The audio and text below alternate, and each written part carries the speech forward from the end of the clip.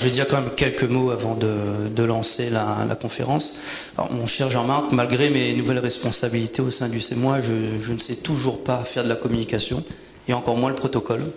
Donc je vais me contenter de vous saluer collectivement et de vous remercier d'être venu ouvrir cette conférence que nous organisons avec Laurent, et me consacrer plutôt sur les aspects recherche pour effectivement lancer la conférence et peut-être donner simplement quelques rappels sur la genèse des accords de partenariat économique et justifier l'intérêt de l'organisation d'un tel colloque à La Réunion.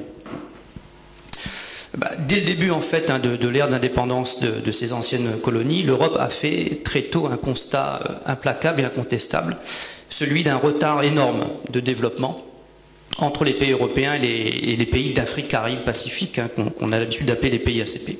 Alors bien évidemment, cette différence de développement devait aussi se traduire par une différence de traitement, notamment en termes de respect des obligations, et ici en matière commerciale.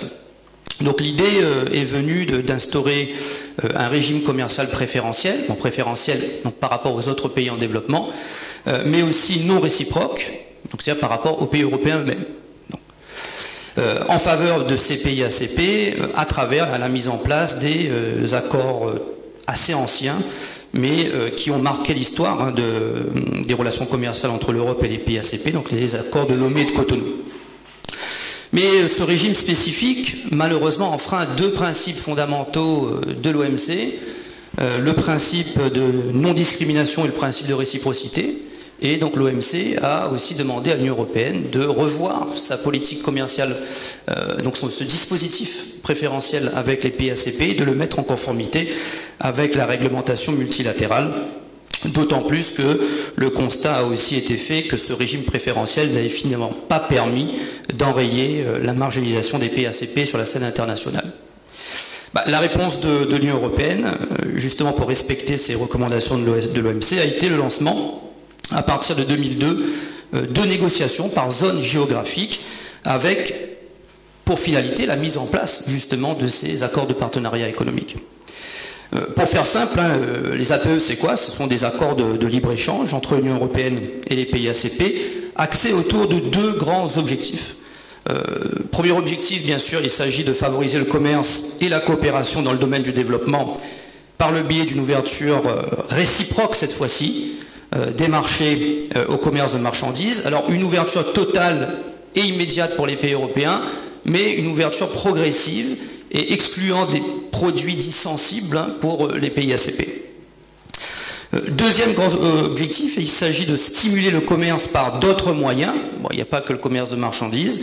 Et l'accent a été mis aussi sur la promotion de l'ouverture du commerce de services et sur l'établissement de règles dans des domaines comme la concurrence, l'investissement ou la propriété intellectuelle. Alors bien évidemment, en tant que région ultra-périphérique européenne, La Réunion et Mayotte, même si je pense qu'aujourd'hui on parlera, en tout cas sur ces 2 jours, on parlera plus de La Réunion que de Mayotte. Laurent, tu confirmes? Je pense, on peut parler des deux aussi en même temps, puisque les systèmes économiques sont assez proches, n'échappent pas à l'application des APE dans la zone océan Indien. Trois APE ont déjà été conclus dans notre zone économique et donc qui intéressent directement La Réunion. Donc vous avez effectivement l'APE avec l'Afrique orientale et australe, la SADC et puis la CAE. Mais ce qui est important de noter ici, c'est que des mesures spécifiques ont été produites pour les territoires ultramarins. D'abord, une clause de sauvegarde régionalisée pour une durée de 2 à 4 ans en cas de perturbation du marché local provoquée par une arrivée massive de produits des pays ACP, donc sur les territoires. Bien sûr, le maintien de l'octroi de mer. Bon. Et le maintien de droits de douane pour le sucre, sachant l'importance du sucre dans notre économie, du sucre en provenance de ces pays ACP, pour une durée de 10 ans renouvelable une fois.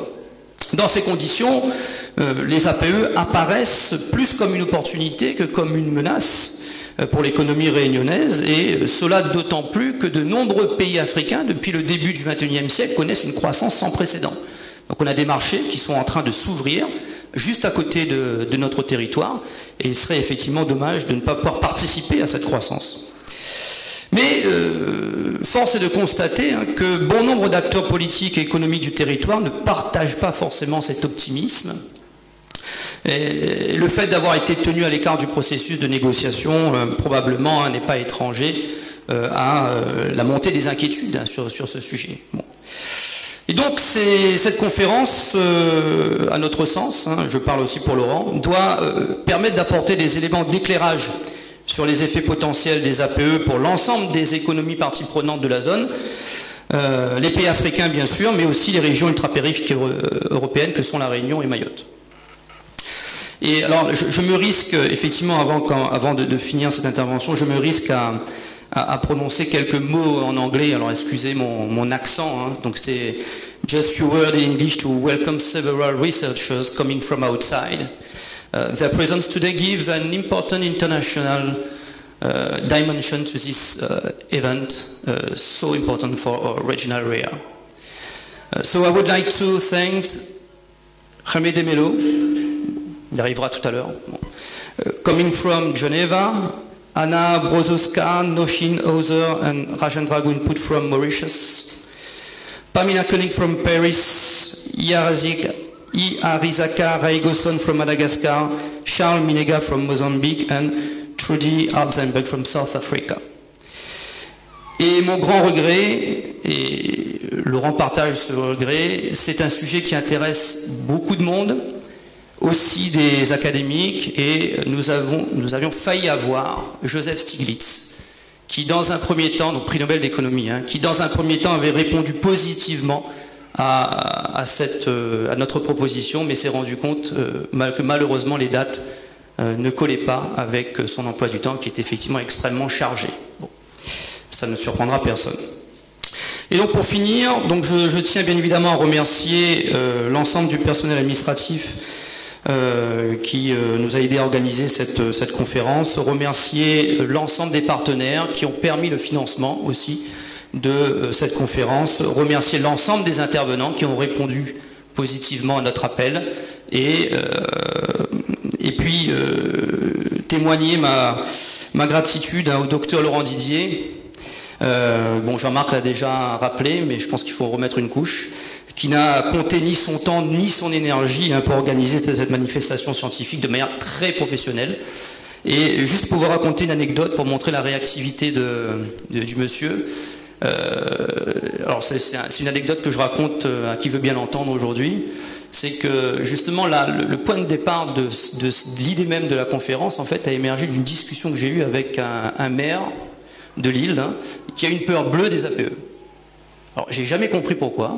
Et donc il a une peur bleue et du coup je me suis dit, alors j'ai beau lui expliquer quand même qu'il y avait quand même plus d'opportunités que de menaces, et je me suis dit peut-être que je suis passé à côté de quelque chose, que j'ai pas bien compris l'organisation même des APE, bon, peut-être que je me trompe totalement, et je suis allé voir notre spécialiste maison des questions de commerce international, donc Laurent, et quelques semaines plus tard, donc je lui ai posé la question, quelques semaines plus tard il est arrivé dans mon bureau avec ça, avec déjà les contacts pris. Et donc il a posé sur mon bureau en disant maintenant il faut trouver les financements. Bon, c'est ce qu'on a fait ensemble. Et donc je pense que si l'organisation se déroule aujourd'hui, j'ai presque envie de dire entièrement grâce à Laurent Didier. Donc merci Laurent pour tes efforts. Merci à vous, bonne conférence.